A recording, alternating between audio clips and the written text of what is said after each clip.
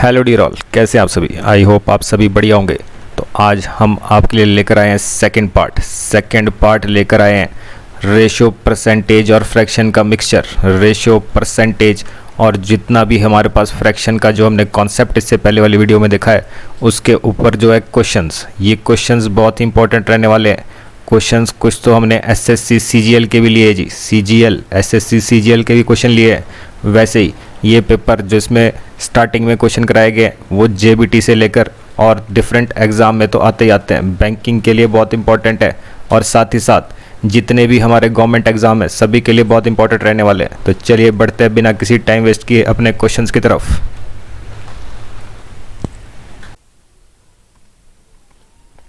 तो चलिए जी बढ़ते हैं पहले क्वेश्चन की तरफ। क्या कहता है, चीनी की कीमत में 25% की कमी आ गई है जी। तो एक गृहिणी मतलब एक हाउसवाइफ जो है 800 रुपये में 4 किलो अधिक चीनी खरीद सकती है। तो वर्तमान मूल्य प्रति किलो ज्ञात कीजिए। अगर जो एक्सपेंडिचर है वो सेम रहे, अगर एक्सपेंडिचर सेम रहे तो वर्तमान मूल्य इसकी ज्ञात कीजिए। तो 25% हमारे को पता है 25% का मतलब क्या होता है 1/4। और क्या हो रहा है जी, कमी हो रही है, उसमें कमी हो रही तो माइनस का 1/4। तो हमारे को दिया गया है प्राइस क्या है, तो प्राइस में जो है 25% की कमी हुई है और 4 किलो ज़्यादा खरीद पा रही है 800 रुपये की। तो 4 किलो क्या है इसमें, कंजप्शन। 4 किलो क्या है, कंजप्शन। पहले कम थी अब 4 किलो ज़्यादा ले पा रही है वो। तो काम क्या होता है आपके पास, रेशो किसका निकालेंगे, एक ओल्ड और एक न्यू। रेशो किसके बीच में आएगा, प्राइस और कंजप्शन के बीच का। प्राइस और कंजप्शन का, कंजप्शन तो निकालनी पड़ेगी तभी तो 4 किलो को सॉल्व करेंगे। वैसे ही तो प्राइस का रेशो कितना बड़ा, ओल्ड प्राइस 4, न्यू प्राइस ऊपर माइनस कर देंगे इसको 3, न्यू प्राइस इतना हो गया। तो कंजप्शन का रेशो कितना हो गया, कंजप्शन का रेशो हो गया 3/4। ये हो गया जी कंजप्शन का रेशो। तो दिया क्या आपको, कंजप्शन का ही तो फ़र्क दिया है कि पहले जो है जितना भी वो यूज़ करती थी उससे जो है 4 किलो ज़्यादा खरीद रही है, उससे जो है 4 किलो ज़्यादा खरीद रही है अब। तो पहले कितना यूज़ करती थी और अब कितना यूज़ करती है। तो रेशो में हम देख रहे हैं पहले 3 अब 4। तो डिफरेंस कितने का है, अंतर कितने का है, 1 किलो का, 1 का सिर्फ, 1 का सिर्फ। वैसे ही यहाँ पर एक्चुअल में डिफरेंस कितने का है, एक्चुअल में तो 4 kg का डिफरेंस है। सॉल्व कैसे करते हैं, रेशो वाला नंबर नीचे, ऊपर क्या लिखते हैं, जो एक्चुअल डिफरेंस है एक्चुअल 4 का है, मल्टीप्लाई क्या करेंगे जो निकालना है। तो हम क्या निकाल रहे हैं, पहले देखते हैं कि भाई पहले खपत कितनी थी अब खपत कितनी है। तो मल्टीप्लाई कर लेते हैं जी।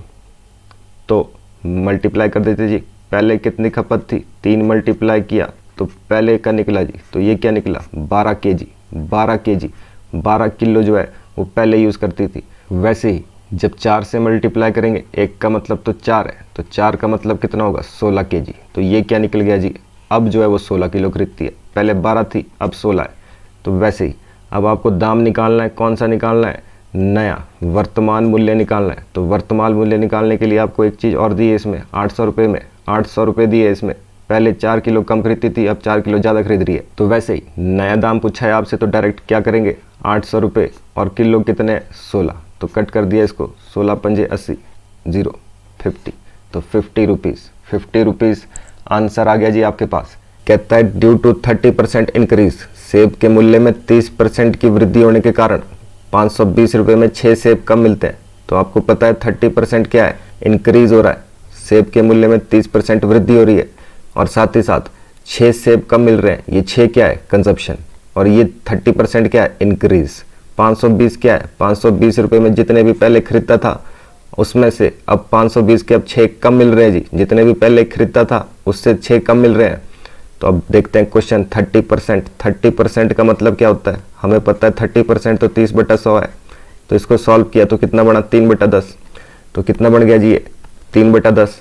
तो 3/10 आ गया जी आपके पास। साथ में क्या है, वृद्धि हो रही है तो प्लस का साइन रहता है, ठीक है जी। तो वैसे ही आपको पता है अब निकालना क्या है, रेशो किसका निकालना है, एक ओल्ड और एक न्यू।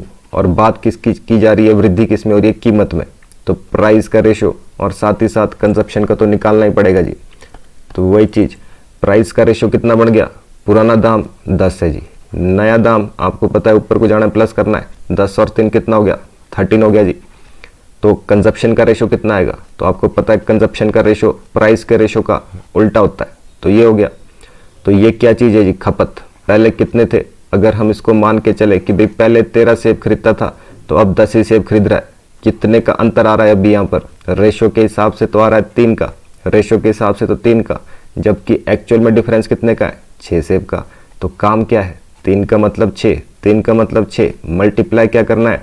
तो पहले खपत निकालेंगे भाई, क्योंकि आपको प्राइस निकालना है, प्राइस निकालना है तो मूल्य निकालने के लिए खपत निकालनी पड़ेगी पहले। तो पहले खपत कितनी थी? तो 13 मल्टीप्लाई, तो 3 2 जा 6, 13 दूनी कितना हो गया? 26, 13 दूनी 26। तो पहले की खपत कितनी थी जी? 26, 26 सेब खरीदता था पहले। वो कितने के खरीदता था? 520 रुपए के। ठीक है जी, तो कितने के खरीदता था? 520 रुपए के। तो कैसे निकालते प्राइस? 520 रुपए के अगर वो पहले 26 सेब खरीदता था तो एक सेब की कीमत क्या निकलेगी जी? एक सेब की कीमत क्या निकलेगी? तो आपको पता है एक की वैल्यू के लिए डिवाइड करना पड़ता है इसको। 26 दूनी 52, 0 का 0, तो कितना आ गया आंसर? 20 rupees, 20 rupees. तो पुराना दाम कितना? 20। वैसे ही अगर मान लो नया दाम पूछा होता आपसे तो काम क्या करते आप? जितने भी रुपए है उससे क्या कर देते हैं? नई क्वांटिटी क्या होगी? अगर 3 का मतलब 6 है तो आज कितने? 10 का मतलब कितना बनेगा? 3 2 जा 6, ये कितना बन गया? 20। तो आज जो है वो 20 ही सेब खरीद रहा है, 6 कम खरीद रहा है। तो वैसे ही 0 से 0 कट गया तो ये कितना बन गया? 2 2 जा 4 और 2 6 जा 12। तो नया रेट पूछता तो 26 रुपये और पूछा आपसे पुराना है तो 20 रुपये आंसर। तो इसी तरीके से क्वेश्चन को करना होता है जी। नेक्स्ट क्वेश्चन,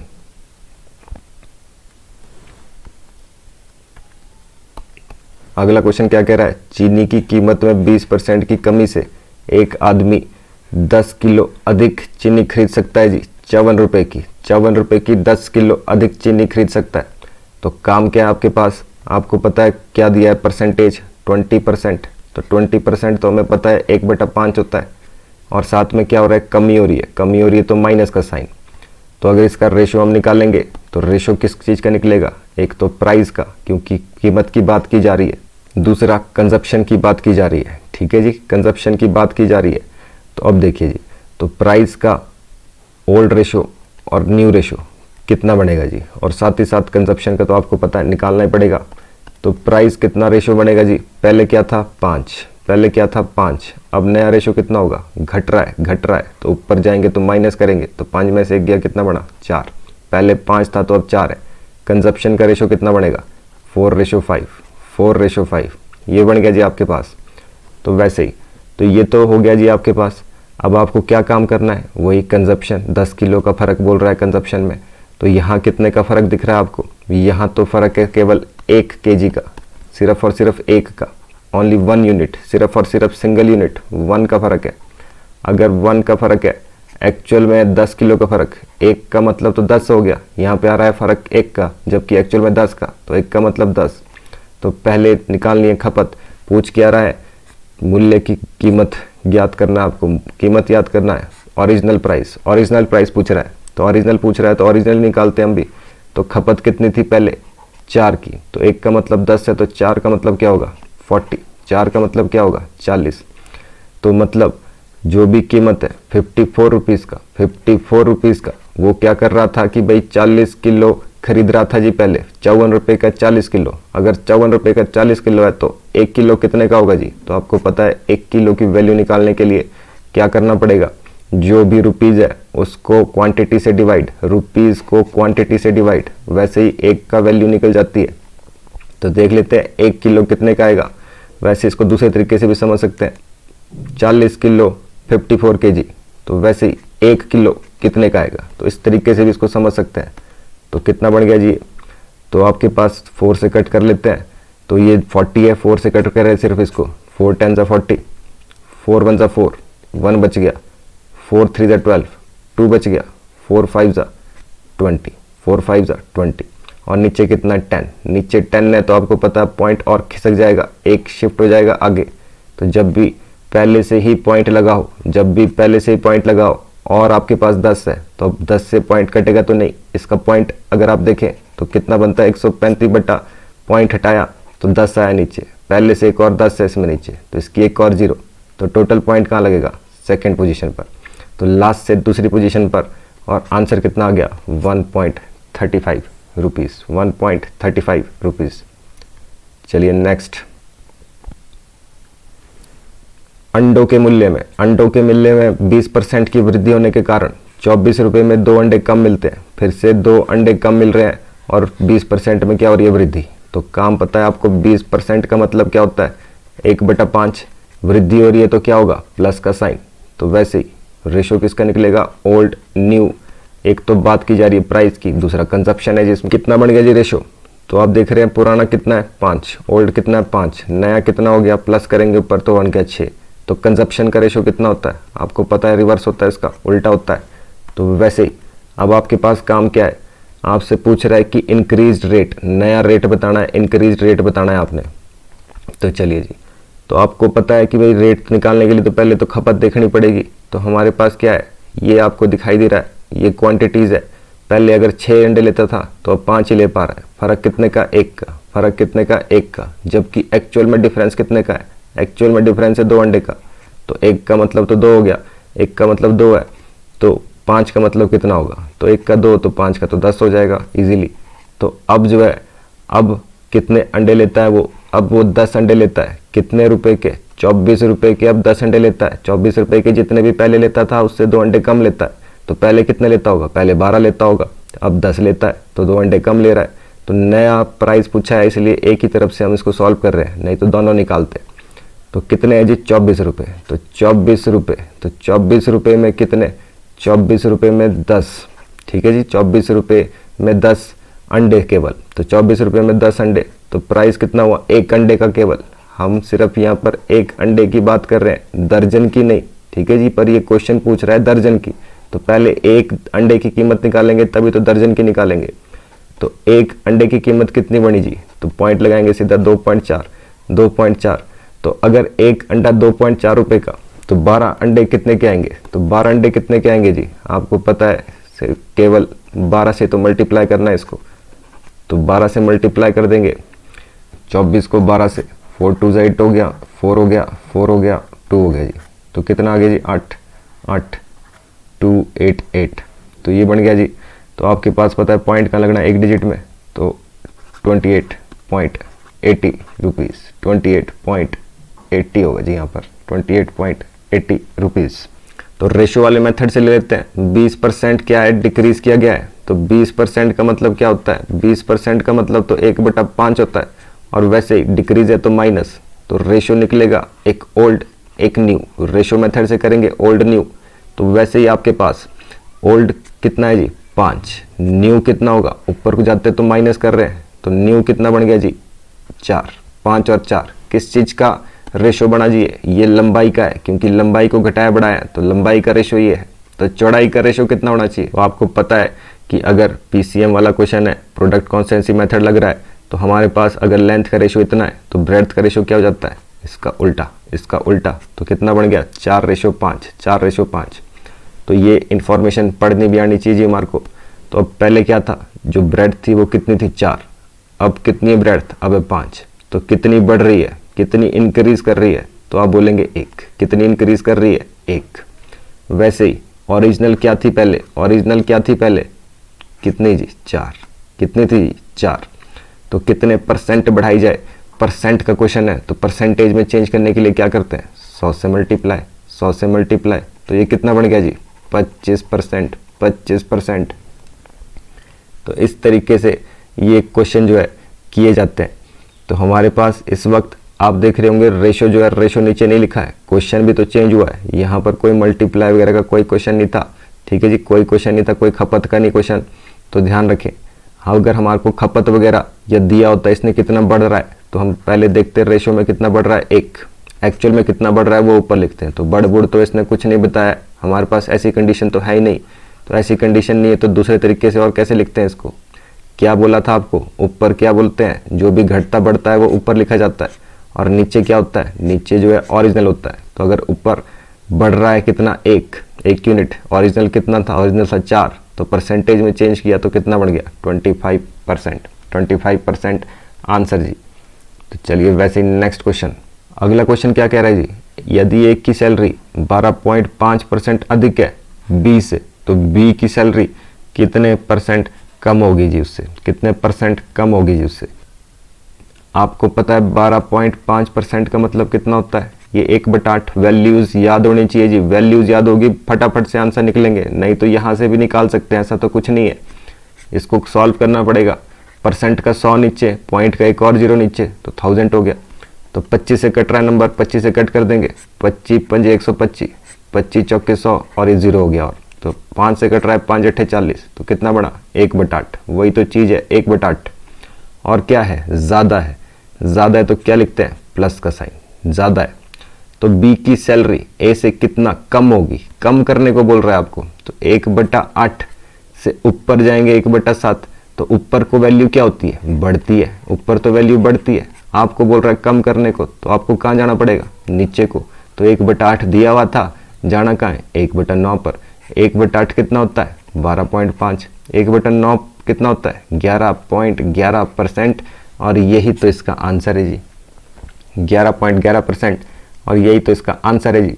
तो डायरेक्ट कर सकते हैं अगर आपको वैल्यूज़ पता होगी, तभी इंपॉर्टेंट वैल्यूज़ का हाथ है जी आपको।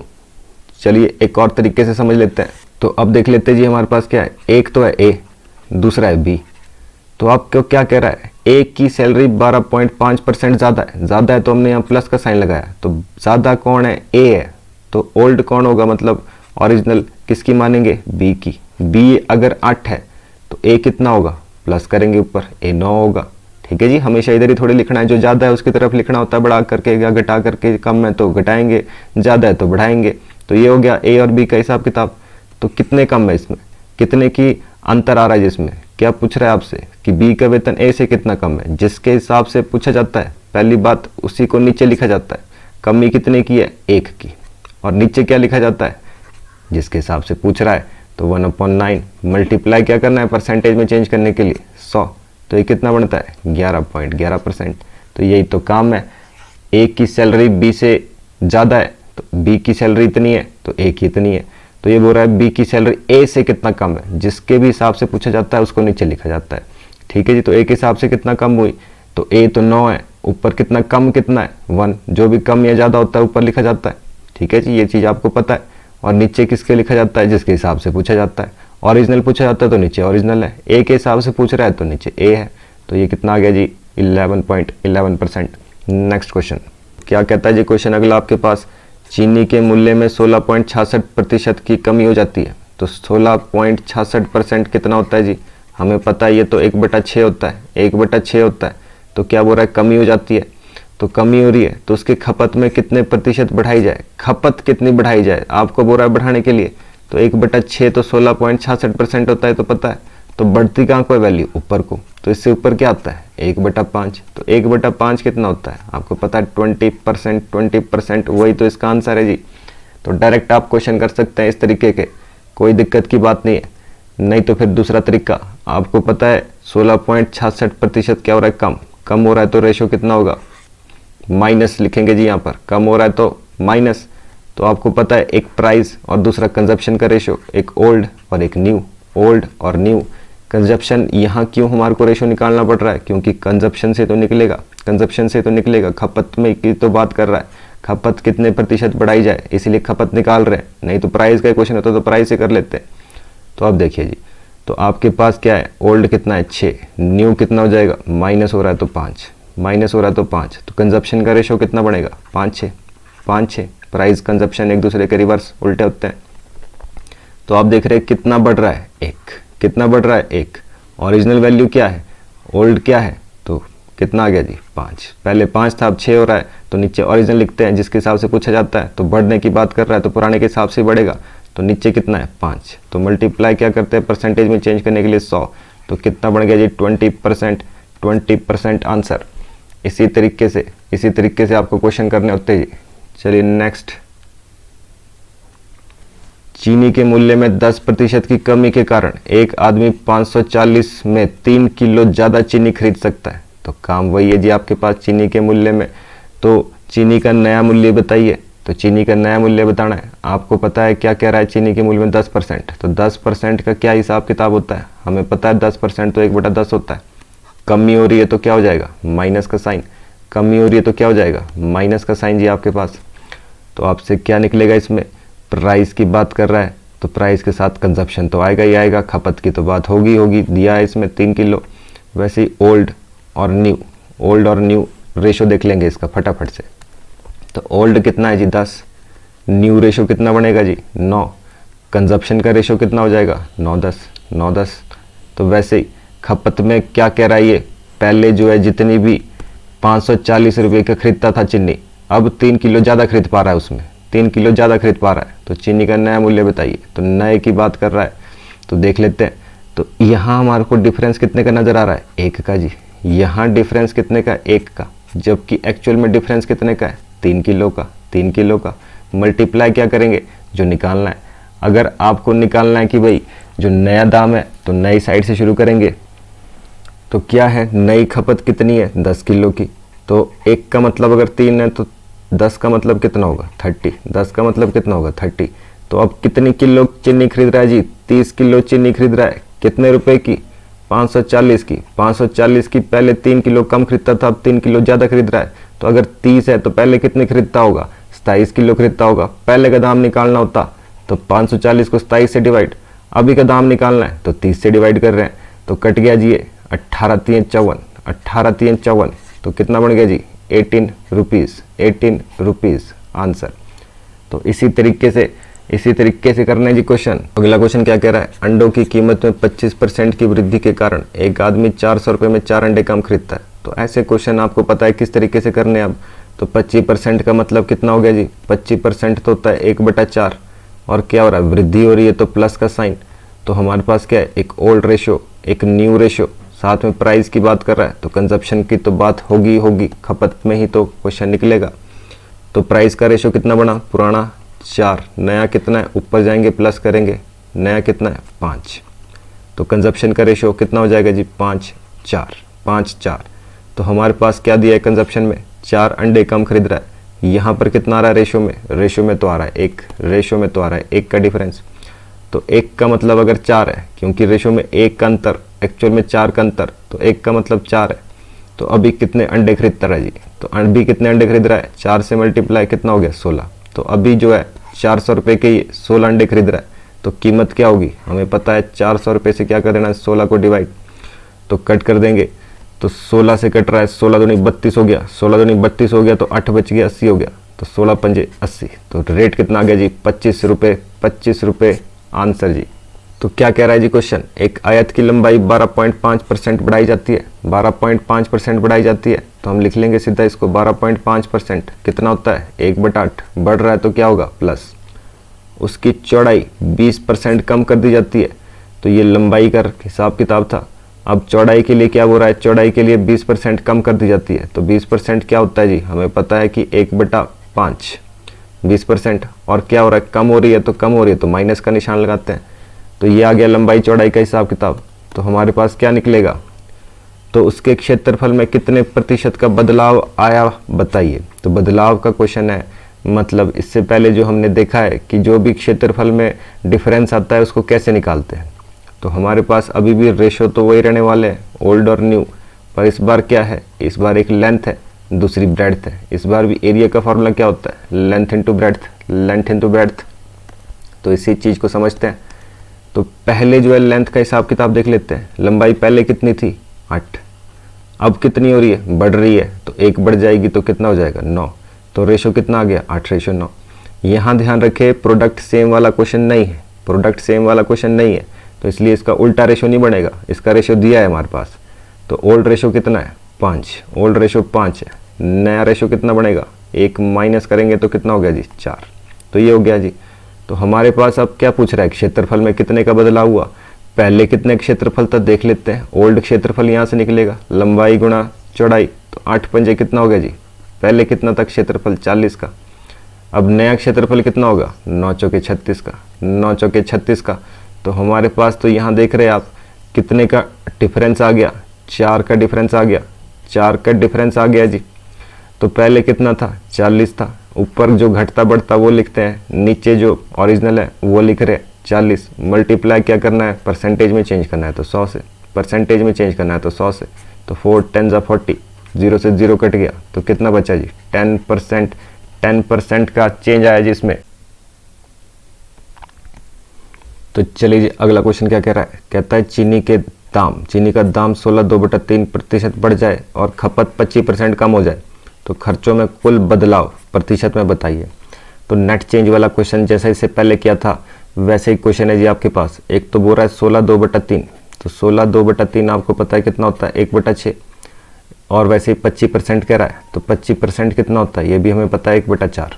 तो आपको इतनी बात और पता है कि भाई अगर बढ़ने की बात की जा रही है तो प्लस का साइन लगता है, घटने की बात की जा रही है तो माइनस का साइन लगता है।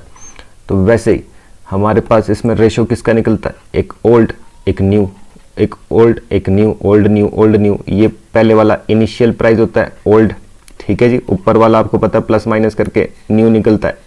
तो वैसे ही अगला क्या है जी आपके पास, एक प्राइस की बात करेगा एक कंजप्शन की, एक प्राइस है दूसरा कंजप्शन है। आपको ये भी पता है एक्सपेंडिचर का जो फॉर्मूला होता है वो क्या होता है, प्राइस मल्टीप्लाई बाय कंजप्शन, ठीक है जी, इनको मल्टीप्लाई करके। जैसा एरिया का फॉर्मूला होता है लेंथ इनटू ब्रेड्थ, वैसे ही हम देखें तो एक्सपेंडिचर पहले और बाद का ऐसे ही निकालेंगे। तो सबसे पहले तो पुराना प्राइस कितना था 6, नया दाम कितना है 1 बढ़ जाएगा तो 7। वैसे ही कंजप्शन में पहले कितना था 4, अब 1 घट रहा है तो कंजप्शन अब कितनी हो गई 3। तो आपको पता है कि भाई एक्सपेंडिचर निकालना है तो एक्सपेंडिचर कैसे निकलता है, प्राइस इनटू कंजप्शन। तो 6 चौके कितना हो गया जी 24, नया कितना बन गया जी 21, पहले कितना था 24 अब कितना 21, डिफरेंस कितने का इनका 3 का, तो 3 आ गया जी डिफरेंस। नीचे क्या लिखना है जो एक्चुअल में, एक्चुअल में कितना है 24, मल्टीप्लाई क्या करना है 100, तो 3 से कट गया 3 8 24 और 100/8 1/8% में तो कितना होता है 12.5%। 12.5%, 100 को डिवाइड करेंगे 8 से तो 12.5% ही आएगा, नहीं तो आपको डायरेक्ट वैल्यू पता है तो 12.5% आंसर जी। चलिए next, the ratio of the expenditure and saving, expenditure और सेविंग का रेशो दिया है 5:1। His income increased by 25। अब ये तो इनकम वाला क्वेश्चन है। इनकम क्या होती है जी, इनकम तो होती है आपके पास जितनी भी आपका खर्चा है और जितनी भी आपकी सेविंग है उनको प्लस करके इनकम निकलता है, ठीक है जी, उनको प्लस करके इनकम निकलता है। तो इसमें आपके पास रेशो किस चीज़ का दिया हुआ है, एक्सपेंडिचर और सेविंग। तो एक्सपेंडिचर और सेविंग का जो रेशो है वो कितना है 5:1, कितना है जी 5:1।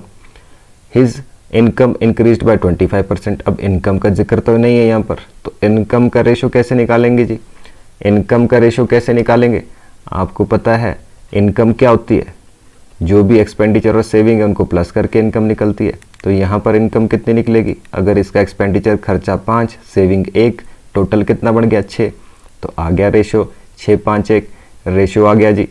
तो वैसे ही क्या कहता है कि भाई उसकी इनकम जो है 25% इंक्रीज हो जाती है। तो अब देखिए ये जो है आपके पास, ये हम 25% अगर इसका निकालेंगे पॉइंट में जाएगा नंबर। तो हमारे को जब भी नंबर लेने हैं हम क्या करेंगे, थोड़ा बड़ा नंबर ले लेंगे, जैसे कि 100 से सबको मल्टीप्लाई कर देते हैं। पहला नंबर कितना बन जाएगा 100, दूसरा नंबर 500, तीसरा नंबर 600। रेशो में तो ये नंबर बराबर ही है, जो काम करना सबके साथ करना। 100 रुपये का 25% निकालना आसान है, इसीलिए जो है हम इसको यूज़ कर रहे हैं। तो क्या कह रहा है ये कहता है उसकी इनकम, जो उसकी इनकम है 25% बढ़ेगी और जो उसकी सेविंग है सेविंग 15% बढ़ेगी, दोनों के दोनों बढ़ रही है। तो हम देखेंगे अगर सेविंग 15% बढ़ जाए, 15% अगर बढ़ जाए तो 15% कितना होता है 100 का 15 रुपये। तो 15 रुपये अगर बढ़ जाएगा तो कितना बनेगा 115, कितना बनेगा जी 115। तो नया कितना आ गया जी आपके पास 115। वैसे ही 600 रुपये का कितना बढ़ रहा है, बोलता है 25% वृद्धि हो रही है। तो 600 रुपये में अगर 25% की वृद्धि हो जाए तो वो कितना बनेगा 125%, या तो सीधा 25% निकाल दो पहले। 25% कितना हो गया 25 छिक्के 150, तो 150 रुपये बढ़ जाएगा। तो पहले कितना था, तो 25 छिक्के 150 हो गया, पहले कितना था 600, तो 150 और बढ़ जाएगा तो कितना बढ़ जाएगा 750। 750 उसकी इनकम है, ये सेविंग है ये। तो आपसे पूछा जा रहा है कि भाई उसके व्यय में कितने प्रतिशत की वृद्धि होती है। तो व्यय देख लेते हैं, ये एक्सपेंडिचर उसका। तो अगर इनकम 750 सेविंग 15, तो फिर आपके पास जो आपका खर्चा है वो कितना बनेगा। तो आपको पता है कि भाई अगर इनकम में से मैं सेविंग को माइनस कर दूंगा तो मेरे पास क्या निकलेगा, मेरे पास तो एक्सपेंडिचर खर्चा ही निकलेगा। और क्या निकलेगा, 10 में से 5 गया 5, 4 में से 1 गया 3, तो ये कितना हो गया 635। कितना बन गया जी 635 बन गया जी आपके पास। वैसे ही तो आप देख रहे हैं एक चीज़ कि भाई पहले जो था वो कितना था 500, पहले कितना था खर्चा 500, तो उसके हिसाब से अब कितना खर्चा हो रहा है, अब 635 रुपये हो रहा है। तो इसमें जो डिफरेंस है, डिफरेंस कितने का है, परसेंटेज ही तो निकालनी है आपको। परसेंटेज कैसे निकालते हैं, ऊपर जो भी डिफरेंस है तो कितने का डिफरेंस आ गया जिसमें 135 रुपये का। ठीक है जी, 635 में से 500 माइनस करेंगे, डिफरेंस 135 का। नीचे क्या लिखते हैं, ओरिजिनल जो पहले था, पहले कितना था 500, मल्टीप्लाई किससे करते हैं, परसेंटेज में चेंज करना है तो 100 से। तो ये हो गया जी।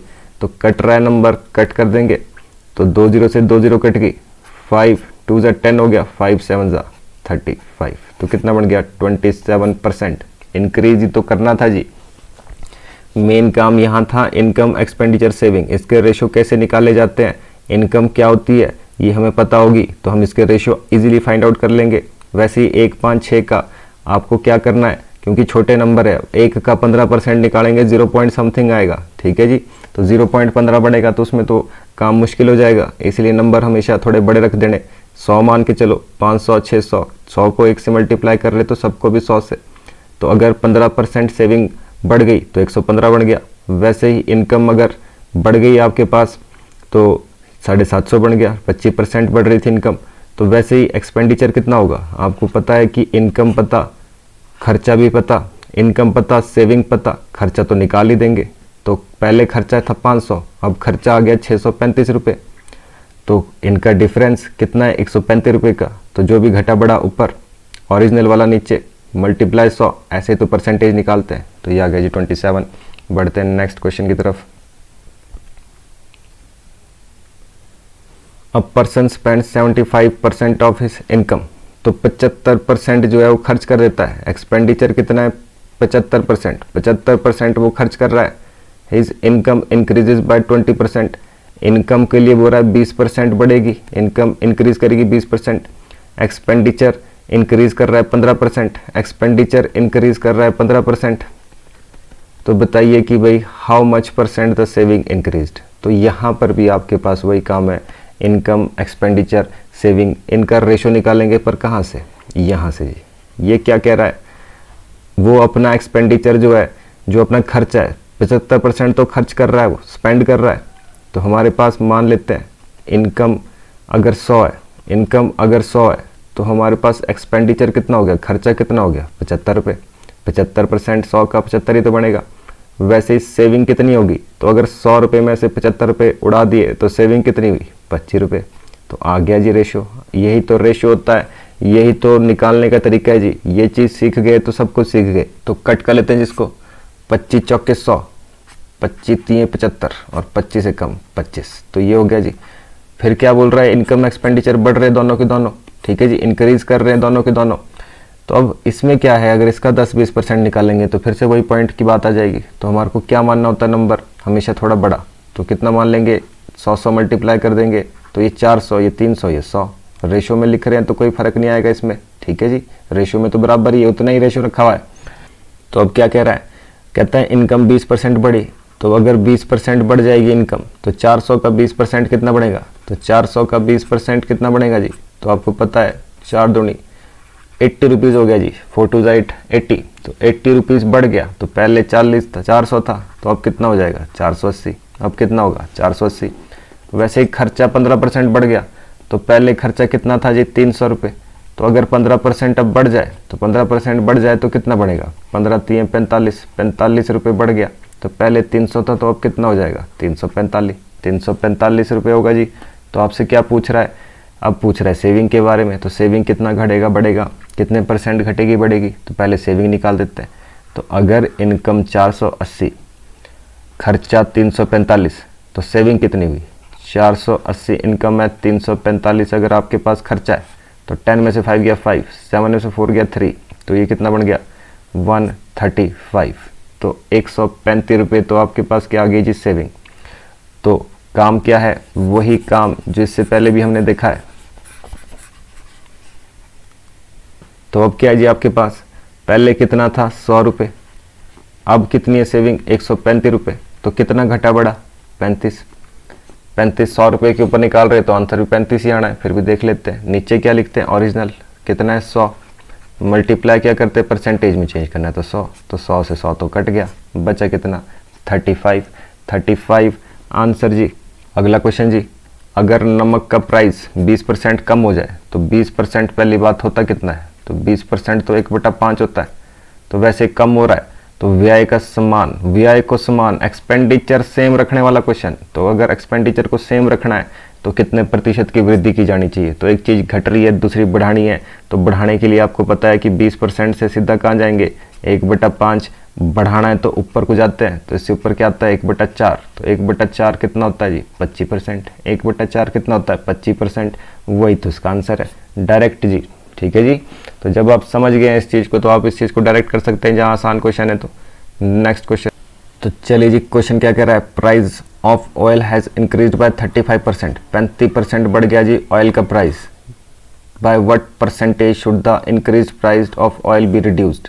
तो रिड्यूस करना है जी ताकि जो प्राइस है ऑयल का सेम रहे, तो कितना परसेंट घटाना पड़ेगा ऑयल का प्राइस की, आपके पास जो इफेक्ट है मतलब जो रिजल्ट है वो कितना रहना चाहिए सेम। तो हमारे पास क्या है जी, क्या कह रहा है 35% बढ़ा है, तो मतलब मान लेते हैं कि भाई अगर पहले 100 था तो अब कितना हो गया, अब 35% बढ़ गया तो 135% बन गया।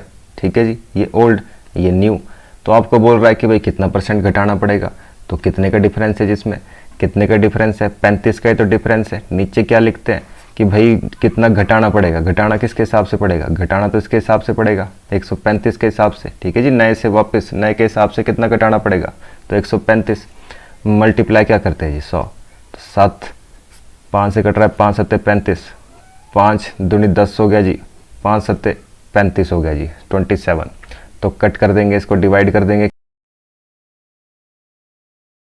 कह रहा है जो क्वेश्चन, यदि पेट्रोल की कीमत 28% की वृद्धि हो जाए तो उसके द्वारा खपत, तो प्राइस और खपत की बात की जा रही है, तो 28% देख लेते हैं जी, 28% कितना बना, तो 28% का मतलब हुआ 28/100, तो ये 7 से कट रहा है, तो 4 से कट रहा नंबर, 4 7 28, 25 चौके 100, तो ये जो हमारे पास रेशो बन गया है प्राइस का रेशो ओल्ड न्यू कितना बन गया जी, आपको पता है जो नंबर नीचे है वो कितना है ओल्ड, और जो नया है वो कितना है, तो आपको पता है 7 क्या हो रहा है, बढ़ रहा है तो प्लस का साइन, तो प्लस कर देंगे तो कितना हो गया 25 और 7 32, 25 और 7 32 बन गया जी आपके पास। कंजप्शन का रेशो कितना बन जाएगा जी, कंजप्शन का रेशो बन गया 32/25।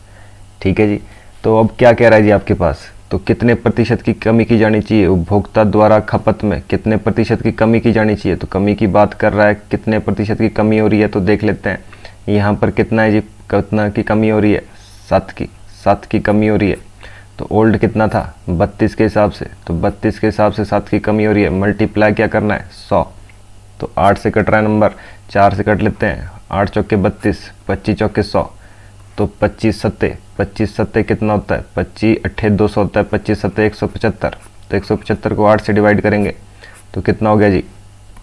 तो अगला क्वेश्चन क्या कह रहा है जी, एक व्यक्ति अपनी चीनी की खपत में 42.84 क्या है जी। अब देखिए जैसे हमारे पास ये नंबर होते हैं जो फ्रैक्शन होते हैं, इन्हीं के ऊपर जो है ये सीजीएल वाले क्वेश्चन जो है बहुत डिफरेंट लेवल के पूछ लेते हैं। तो एक तो हमारे को फ्रैक्शन पता होना चाहिए, जैसे कि 1/7 क्या होता है 14.28%, 14.28%, तो ये कितना हो रहा है 42, तो 42 कैसे बन सकता है, अगर 14 3 से मल्टीप्लाई कर दो पूरे नंबर को तो वो कितना बनता है 42.84%, मतलब अगर 1/7 जो है वो 14.28 है तो 42.84 का मतलब कितना हो गया 3/7%। ध्यान रखें इस चीज़ को, ये डिफरेंट वैल्यूज़ होती है जी आपके पास, कैसे निकाली जाती है, मेरे को दिख रहा था कि ट्रिपल आ रहा है, 14 का ट्रिपल 42 आ रहा है, तो वैसे ही मैंने निकाल दिया इसको। तो अगर आपने एक बार इसका निचोड़ कर दिया, इसको एक बार सॉल्व कर दिया, ये वैल्यूज़ निकालनी आपको आ गई, तो वैसे ही आपके पास क्या है, अब ओल्ड कितना है 7, न्यू कितना है, क्या हो रहा है खपत में वृद्धि हो रही है, तो न्यू क्या होगा बढ़ जाएगा, तो 3/7 है जी। तो जो कंजप्शन का रेशो है वो कितना निकला जी आपके पास ओल्ड न्यू, तो ओल्ड कितना है जी 7, तो न्यू कितना है जी, न्यू तो बढ़ जाएगा 3 प्लस हो जाएगा 10, तो न्यू हो गया जी। वैसे ही तो क्या कहता है, एक व्यक्ति अपनी चीनी की खपत में इसकी वृद्धि करता है क्योंकि चीनी की कीमत X% से कम होगी, तो प्राइस की बात कर रहा है, तो प्राइस का रेशो कितना हो जाएगा 10:7।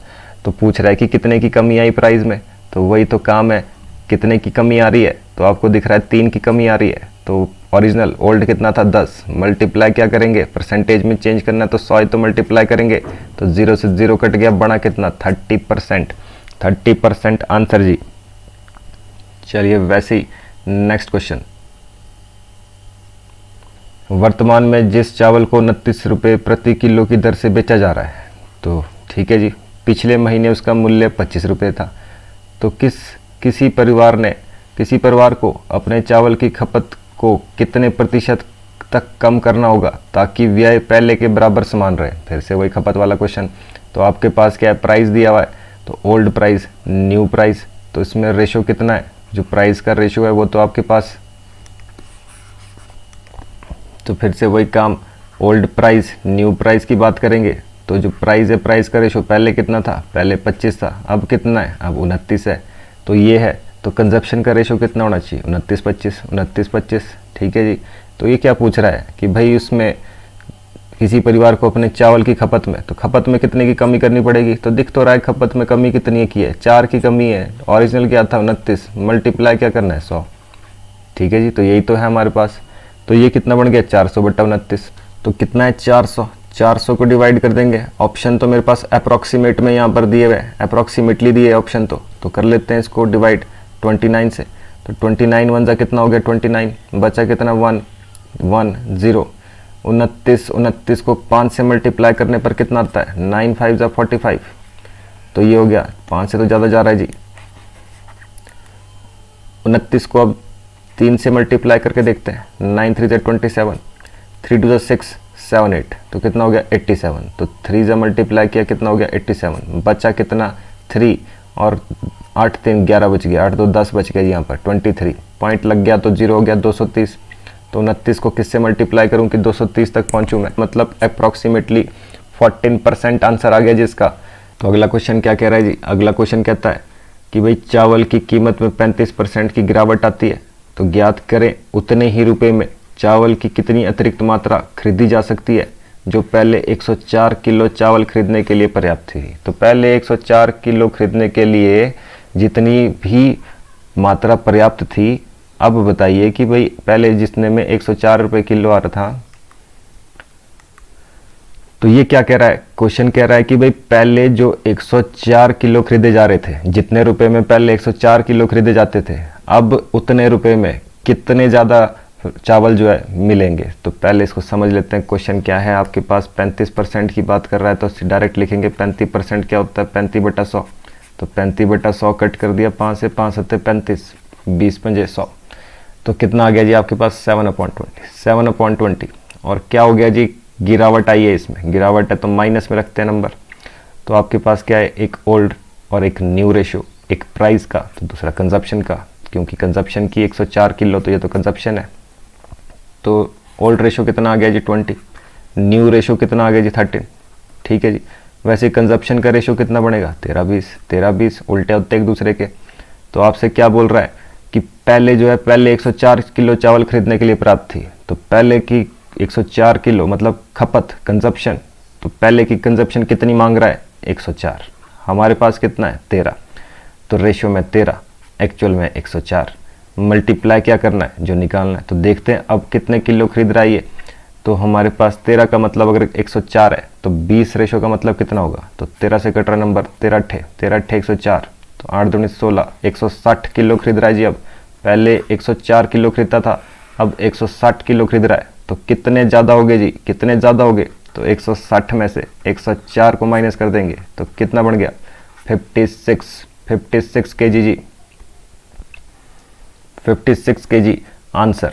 तो वेरी सिंपल, एक बार लॉजिक समझ लो सारे क्वेश्चन हो जाएंगे जी। तो ले लेते जी क्वेश्चन अगला, x is inversely proportional to y, y के इनवर्सली प्रोपोर्शनल है। अगर x को इंक्रीज कर दिया 37.5%, तो बताइए कितने percent, find the percent change in the value of y, तो कितने परसेंट का चेंज आएगा y में। तो देख लेते हैं। तो ये क्या कह रहा है 37.5%, तो अब तो ये 37.5% का, ये फ्रैक्शन का काम ही ऐसा है। आपको पता है कि भाई अब 37.5 सबसे नज़दीक किसके दिख रहा है, एक हमारे को वैल्यू पता है 12.5%, 12.5% वैल्यू पता है। तो ये क्या है, इसका 3 गुना ही तो है, 12 3 36 होता है, 5 से मल्टीप्लाई करेंगे 5 3 15 होता है, एक बढ़ रहा है, तो तो ये क्या हो गया इसका 3 गुना।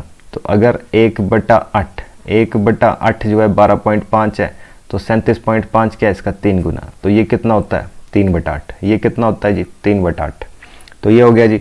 तो वैसे ही अब आपके पास क्या दिया हुआ इसमें, तो ये आ गई जी आपके पास 37.5 की वैल्यू। तो ये क्या है, ये इंक्रीज हो रहा है जी, बढ़ रहा है तो प्लस में। तो हमारे पास क्या है जी, एक तो आना है ओल्ड रेशो, एक आना है न्यू रेशो। किसका, एक एक्स का हिसाब है, एक वाई का हिसाब, जो भी है इन्वर्सली प्रोपोर्शनल, मतलब एक दूसरे के उल्टे। तो ओरिजिनल वैल्यू 8 है, ऊपर प्लस हो रहा है तो प्लस कर देंगे। 8 3 कितना बन गया 11। वैसे ही इधर कितना आएगा, इसका रिवर्स कितना हो जाएगा 11/8, क्योंकि 1 2 तो एक दूसरे के उल्टे हैं। तो यही तो पूछ रहा है परसेंटेज चेंज कितना है इसमें। तो परसेंटेज चेंज तो दिख रहा है हमारे को, गैप कितने का है, गैप तो 3 का है। गैप कितने का है 3 का है। तो एक्चुअल में जो ओल्ड है वो कितना है, ओरिजिनल 11 का है। मल्टीप्लाई क्या करते हैं 100, मल्टीप्लाई क्या करते हैं 100। गैप निकाला, ओरिजिनल नीचे लिखा, मल्टीप्लाई 100 किया, यही तो काम है हमारे पास। तो अब देख लेते हैं। तो ये कितना बन गया 300/11। तो ये कितना बन गया जी 300/11। 300/11 को अगर सॉल्व किया जाए तो ये कितना बनता है 11, 11 दूनी 22 हो गया। तो 2 वाला ऑप्शन कौन है, ये, और आंसर। ठीक है जी, ज़्यादा हमारे को करना ही नहीं है इसमें, हमारे को थोड़ी पूरी वैल्यू निकालनी है, हमारे को तो आंसर से मतलब होता है। तो वैसे ही देख सकते हैं आगे और भी आ सकता है। 11 दूनी 22 हो गया, बचा कितना 8, तो 80 हो गया है। तो 11 7 77 और आ गया 27। तो आंसर यही आना है, जो मर्जी करें।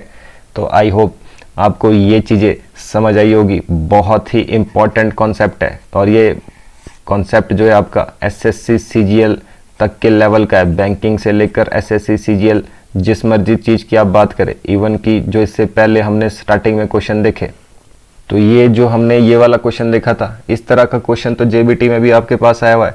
तो जो स्टार्टिंग वाले कॉन्सेप्ट थे, शुरू के जो 10 क्वेश्चन है, वो आपके पास बहुत ही इंपॉर्टेंट है, वो हर एग्जाम के लिए इंपॉर्टेंट है। और उसके बाद वाले भी बहुत इंपॉर्टेंट वही कॉन्सेप्ट है, सारे के सारे में आप वही कॉन्सेप्ट लगा सकते हैं। तो आई होप ये चीज़ें आपको समझ आई होगी और पता भी चला होगा कि कितना इंपॉर्टेंट जो ये सभी चीज़ें आपके लिए रहने वाली है।